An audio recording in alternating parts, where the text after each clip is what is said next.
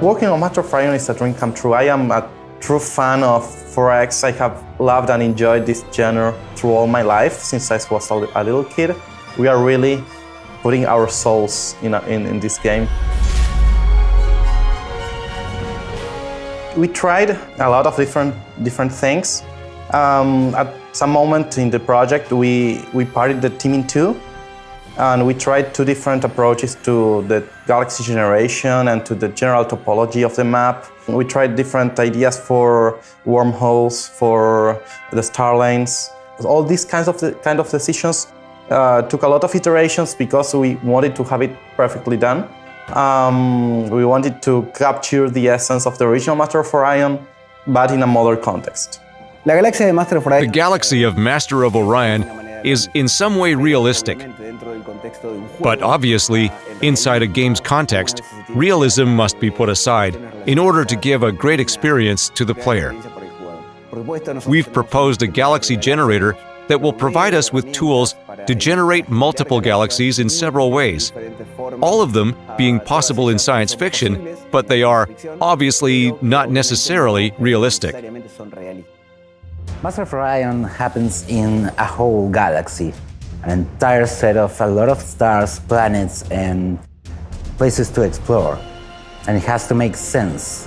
We create a galaxy based on a shaped blueprint and then spread as many stars as we can over that shape, populating it with variety, randomizing it, but at the same time in a way you can reproduce by the galactic seed.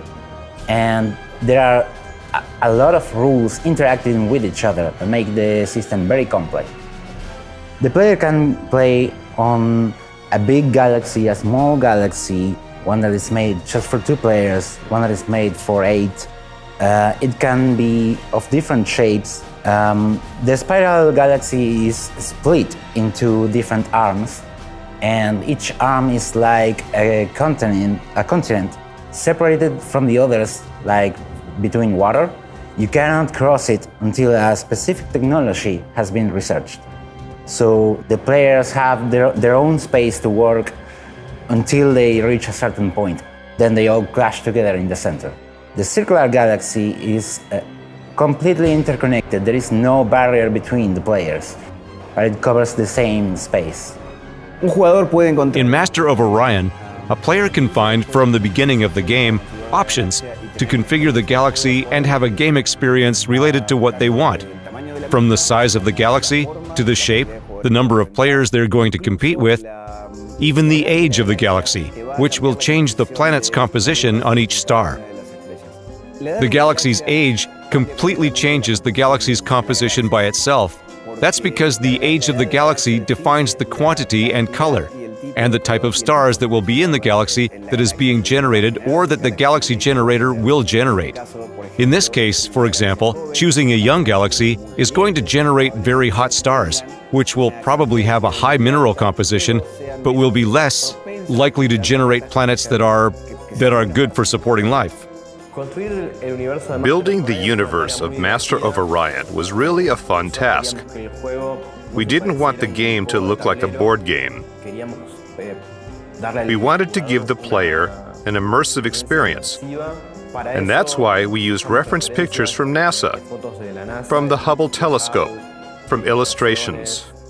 We really wanted to make the players feel that they are inside a universe full of color, where there are millions of things to discover and to find something unique every time they arrived on a planet to create a fun experience.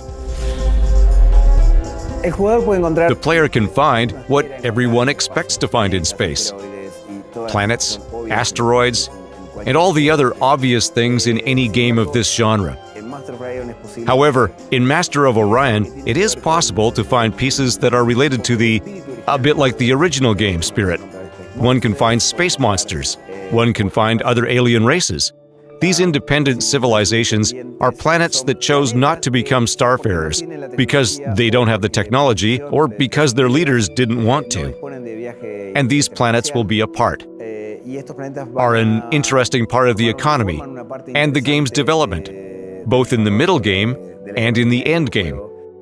Tanto en el mid game como en el end game. The player starts in one star. It doesn't know the map of the galaxy, and each star is interconnected to each other by star lanes.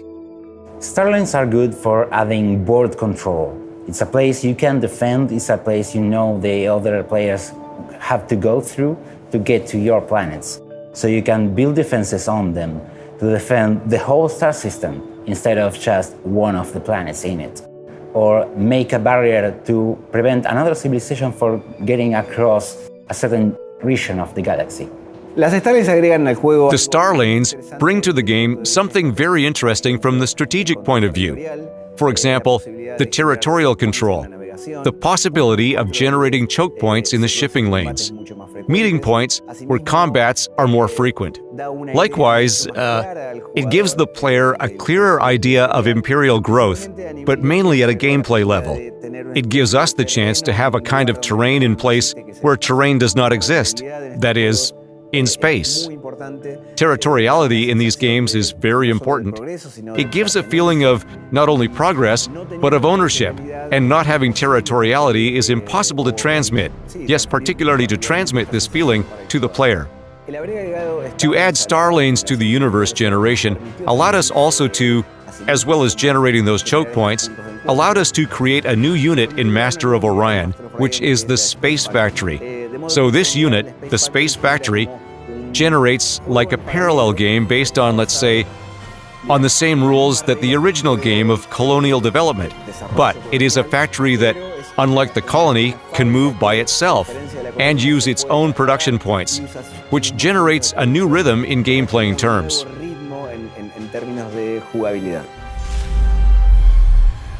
We had to make the UX super clean because this game is a deep game and it has a lot of information, and all the things you do in the games is UI. So it's very important for the UI to be clean and easy to use and engaging and meaningful. The goal for the user experience is to bring the experience from Master of Orion to this new game. The challenge for us was to make sure that all the tools for the hardcore players were there to use without overwhelming the new users that are coming to play our game. It's pretty hard to find the balance between the hard player and the casual player because the hardcore player needs a lot of information and usually doesn't fit the actual space from the screen. And we're also trying to reduce the spreadsheet syndrome that the old one has, so we even have to put more information at the old games. Colony screen was the hardest one. We have a lot of back and forth with that screen, trying stuff, trying to make it feel good and trying to make it work as expected with the feeling of Master of Orion. And we started with a couple of sliders. So it was kind of fun, but it was not usable and it was not clear for the user what he was doing. So after that, we're trying to introduce the guys again. We put a grid that represents the planet's surface, and each grid could have either production or food or both, but that ended up being too complex and not very clear, so it was not easy to use either. So we ended up on the Master of Orion 2 kind of way of 3 sliders with food production research. That was the best thing that we came up after all those tries. That was the one that ended up being the most useful and the most rewarding as well, because moving the guy from one place to another, it feels good as well. So I'm pretty happy with it.